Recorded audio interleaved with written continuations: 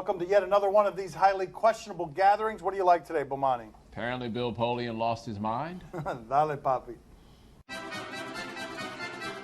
What is next for Adrian Peterson and the Vikings? I thought that he was gone. I thought it's a he-gone situation. He gave a quote to Josina Anderson in which he said something that sounded like a goodbye letter, and in a goodbye type of move, the Vikings said, we're not exercising the option on your contract, so if you want to come back here, you're going to have to do it for less money. Why would he go back there for less money? He's going to become a free agent. He's been flirting with Dallas. He's been flirting with the New York Giants. He's going to go test his options, and my guess is he'll have good options. But how much money is somebody about to give a 32-year-old running back, even if that 32-year-old running back is Adrian Peterson? There is a time where Jerry Jones absolutely would have been at the front of the line to do this, but now they've got Ezekiel Elliott. Maybe it winds up being the Giants, but I don't see that man going back to the Vikings on any level of pay cut. Not because it's bad blood, but because taking pay cuts is not the way to go if you can avoid it. Do you realize, by the way, that if this were any other 32-year-old human being at this position, we'd say there'll be no market for him. But this is a superhuman 32-year-old. We talked to Bob Stoops about him holding two 60-pound dumbbells and jumping up on the highest plyometric box in the weight room, something that no one in Oklahoma had seen before or since. This isn't a normal human being. Here is Jerry Jones' reaction. I cannot move my face, but if I could, Okay. I'll be smiling by signing Adrian Peterson. Okay, very good. I mean, or it's always smiling, like a mascot. What should Washington do with Kirk Cousins? All right, Washington slapped the franchise tag on Kirk Cousins, stretching the definition of franchise once again and assuring him over $24 million.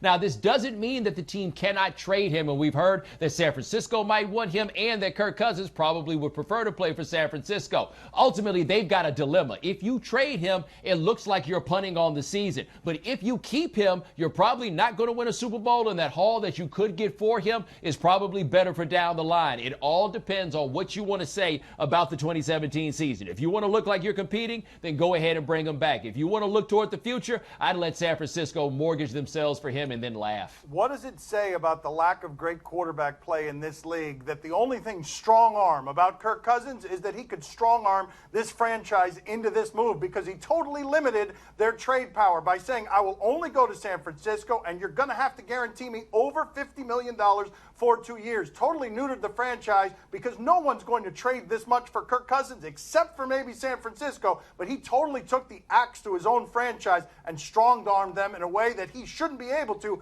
given his talent level. Another fun part of this, by the way, if Kirk Cousins were to get a deal that guaranteed $50 million over 2 years, do you realize what we've done to quarterback salaries all over the league? They should trade him and then sign a free agent. RG3. Oh, yes. 180 degrees, buddy. Yes. Well, yeah, no, that's 360, I think, right? I don't know. Dude, they can't even get Tyrod Taylor because of RG3. They sure can't get RG3. How great would it be if they brought back RG3, That'd though? be the worst thing that ever happened in life. And the best. How confident should Steelers fan be that their offensive big three will make a Super Bowl? They just made Antonio Brown the highest paid receiver in the league and in league history. And so now they've got three guys, basically, in Le'Veon Bell, Ben Roethlisberger, and Antonio Brown, that they're giving a whole lot of money to. And you've seen in a violent sport what happens in the playoffs. If one of those guys or two of those guys gets hurt, all of a sudden you're losing to the Patriots, who, by the way, and not coincidentally, do not have a single overpaid person on their entire roster. That's the biggest tribute that you could give that management team. Look at that Patriots roster. They're not overpaying on anyone. Here's the thing, though, about these moves that the Steelers are making. Re-signing Antonio Brown, putting the franchise tag on Le'Veon Bell, good to have them, but it doesn't actually make you better because they were already on the team. The question about them going to the Super Bowl is not about those guys. Might be the best running back and best wide receiver in the NFL. Their quarterback, however, was wildly inconsistent throughout this season. Ben Roethlisberger is 35 years old. Ben Roethlisberger has a lot of miles on him. Whether they can go to a Super Bowl might have more to do with him than anything else. One of the big secrets in this league, because it's not about having just great players, though they help. It's more about, in a salary cap league, having great values. Antonio Brown was a great value. He's still great, but he's no longer a great value. I thought that Big Ben was thinking about retiring. I thought that he was too scared to play anymore. You know, Big Ben? I thought Antonio Brown was a distraction on Facebook Live. You might have to waive him. You might have to get rid of him. Or you might just try to get that price down a little bit. Yeah, and that didn't work either. No.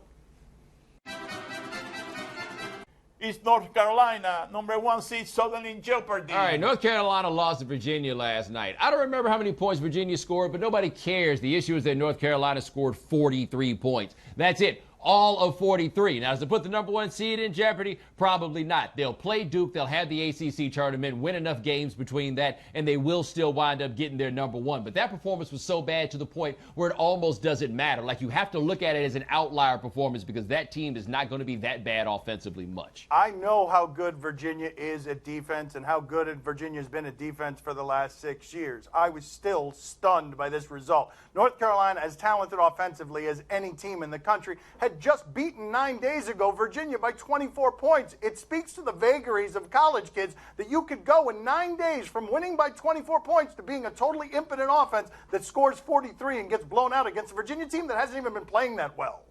Can I ask a very important question? Uh-oh, what happened?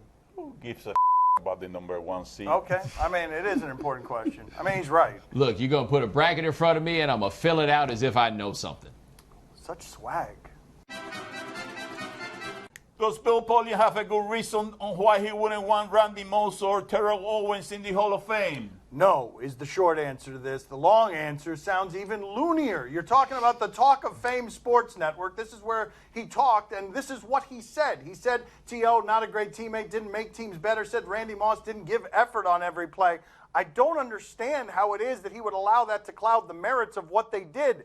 Top 3 receivers, 2 of them are these 2 guys. You cannot keep them out of the Hall of Fame just because you didn't like their work ethic. Though it does make me wonder, how much better would Randy Moss have actually been if he had been trying all the time? Well, the issue is the logic here. The idea that Terrell Owens didn't make teams better, yet somehow teams were lining up to pay him money until he was 38 years old. The idea that somehow Randy Moss could perhaps be the most impactful rookie that we have ever seen, but somehow did not make that team better. They might not have made the team more fun to be on, depending upon who you were. But go ask guys like Randall Cunningham and Tom Brady whether or not Randy Moss made those teams better. Jeff Garcia, ask him to go walk out in his driveway and look at his car and see if he made the 49ers any better. Randy Moss scored 17 touchdowns his first season, and by his own admission, all he knew what to run were fly routes. Everyone knew he was running them. He still had 17 touchdowns.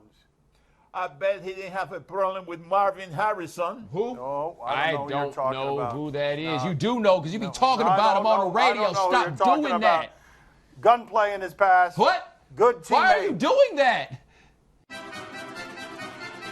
Is LeVar Ball's plan for his son a good one? All right, LeVar Ball, father of Lonzo, LiAngelo, and LaMelo Ball. You know about the first one at UCLA. You learn about the other 2 later. Anyway, he was asked about agents trying to get close, agents trying to get in on Lonzo Ball, and he told him, oh, no, I'm playing a different game than you used to.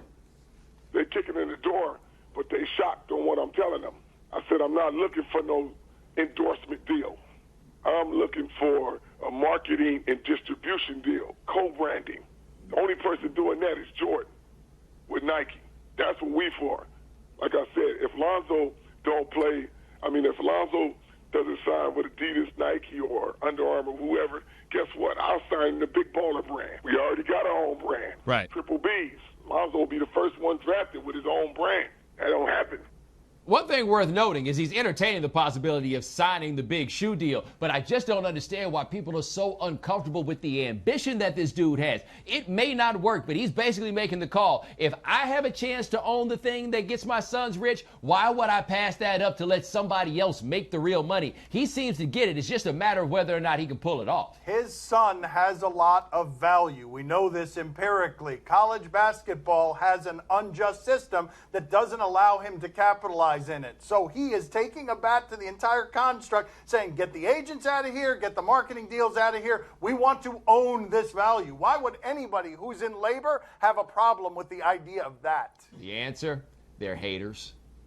Well, I wanted the brand started with you, but you were no good at anything, so I couldn't do anything. Kept striking out, you know? Right. No marketing deals, no distribution deals, no any kind of deals except, Dad, what are the coupons for? The all-you-can-eat buffet deals. And you got him the job here, right? No, it's over now. What's happening here? Gave into it. I also imagine that probably about 30% of the matches wrestling at that age. Oh, wait. Wait, did he? Wait, is there an upset? Did he accidentally? Upset. Oh, that's some points. He got some points for that. Oh, and now he's going right back to the old strategy. Yeah. Wear around. Yeah. And Yeah. Celtics fan wants the shirt. He's not giving it to the Celtics Wow, fan, she is though. so excited. Yeah. Oh, wow, Yeah. look how bummed out she is. Yeah. My Son's TV show is brought to you by Booking.com. Booking.yeah. Time to play the game that had the snapshot disaster late last night. Do you question? Hope you weren't ashy. You give us topics and events, and we question them. Do you question this strategy? They tell us that we're going out to some kids wrestling. Not wrestling, I don't think. No, wrestling. Wrestling. Little kids, though. Okay, like, wow, they wrestle that young. They don't know no tricks. Oh, that's a good strategy. That's my strategy right there. That's how I would do it if I were in there. Hold on, go get him, Yeah, girl. no, Go get him, girl. You got it. That is exactly how I would do it. She's Where like, I don't about? understand. Why are you running away?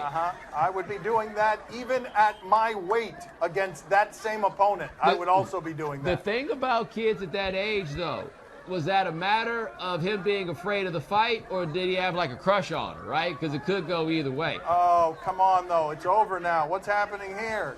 He gave into it. I also imagine that probably about 30% of the matches wrestling at that age. Oh, wait. Wait, did he? Wait, is there an upset? Did he accidentally? Upset. Oh, that's some points. He got some points for that. Oh, and now he's going right back to the old strategy. Yeah. Wear around. Yeah. And Yeah. yeah. I also feel like this is strategy that has a lot less to do with her and a lot more to do with his parents, who will not be driving him to wrestle next week.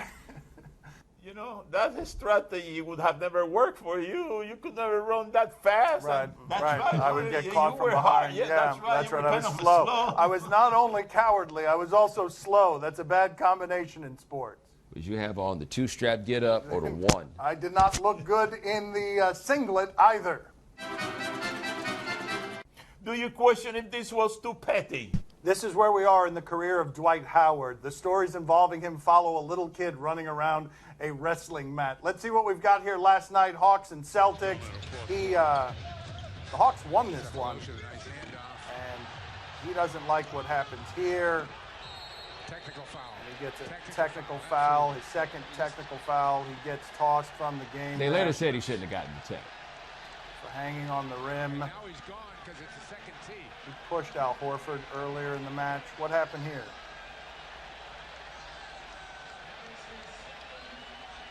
Celtics fan wants the shirt. He's not giving it to the Celtics Wow, fan, she is though. so excited. Yeah. Oh, wow, Yeah. look how bummed out she is. Yeah. Isaiah will shoot it. I mean, he's not in the best of moods right there. But he wanted everyone to see those shoulders on the way out. You could park a bicycle on those. Wow, that kid can go home and put that jersey on eBay for $13. That's a hell of a deal. Right.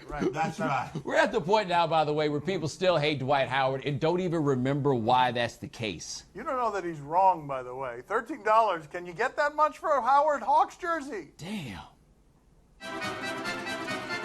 Do you question if they are really about that life? Probably not, because it's the third question. What do we have? Okay. Oh, you know what's going to happen here, Bo. I can see a little foreshadowing on the right side. Yep. Don't give it away. No, I'm Don't not. give it Just away. foreshadowing.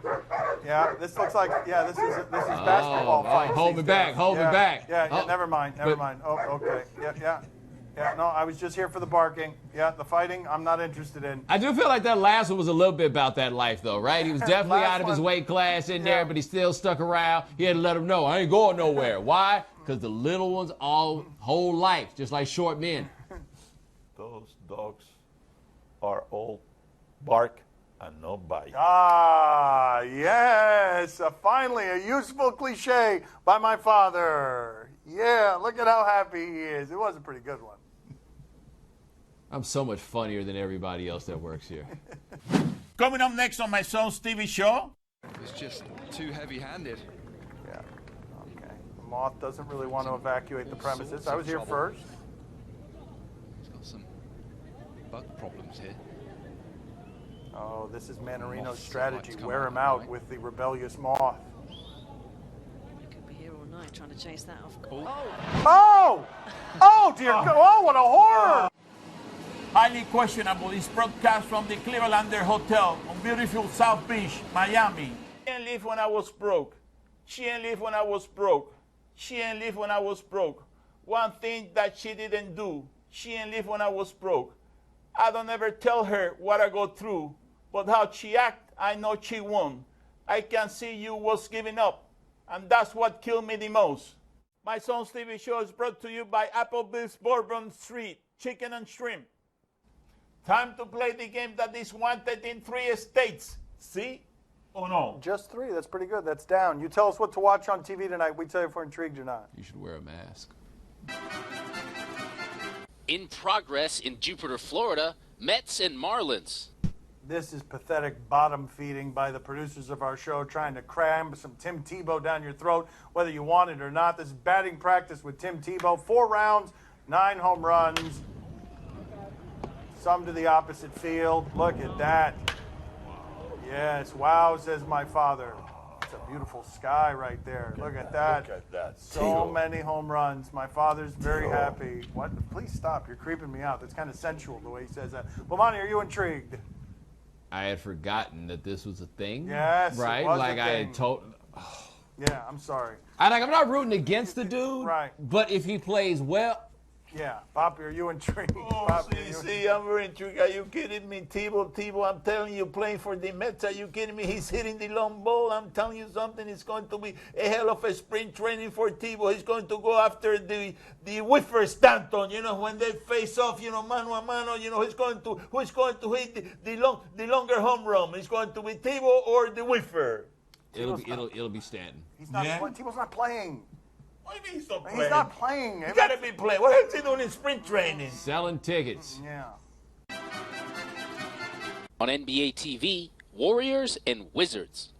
Sure, a lot of offense in this game, but let's check in last night with Steph Curry. Last time he was in Washington, he scored 51. Last night, though, in Philadelphia, they won by double digits, but Steph Curry went 0 for, well, let's wait for it. This is from 3. That air ball. Ooh. Yeah, he is really off here. Steph forever, says Bleacher Report. Angry letter from Joe Lacob coming. Was that another terrible shot? Why is he so off? These are some open threes. Look at this. This is going to keep going?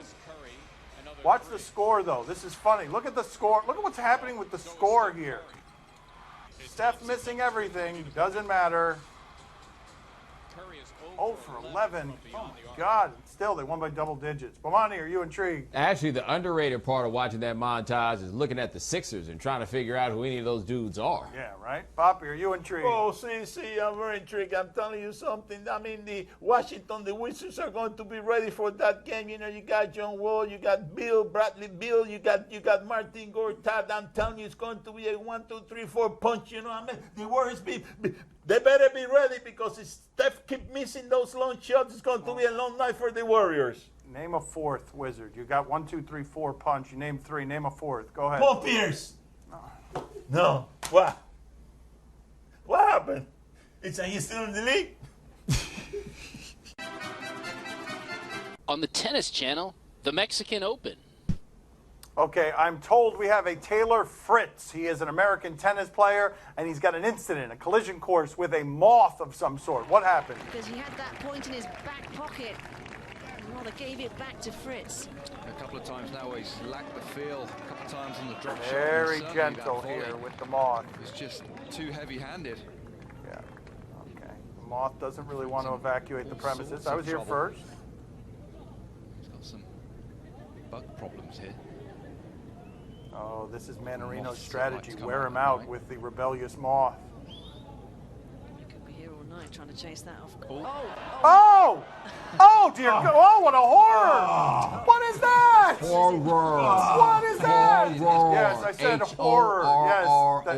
Horror. Yes. Bomani, are you intrigued? I gotta say though, that dude with the tennis racket needs to get that ball girl's phone number because otherwise he might live among insects his whole life since you're scared to kill a moth. Poppy, are you intrigued? Oh, see, I'm very intrigued because she just got the curse of the moth. You know, from now on, they're going to invade that tennis court, and they won't be able to play anymore. You don't push around a moth like that and then just step on it and kill it like, you know, the moth doesn't have any rights, you know.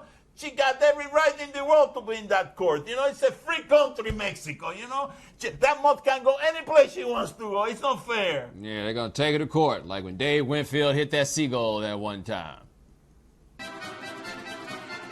That's all the time we have for today. Thank you for watching. We'll talk to you tomorrow. Gracias. See you mañana. Do you want to know what a moth plays tennis with? A mothball.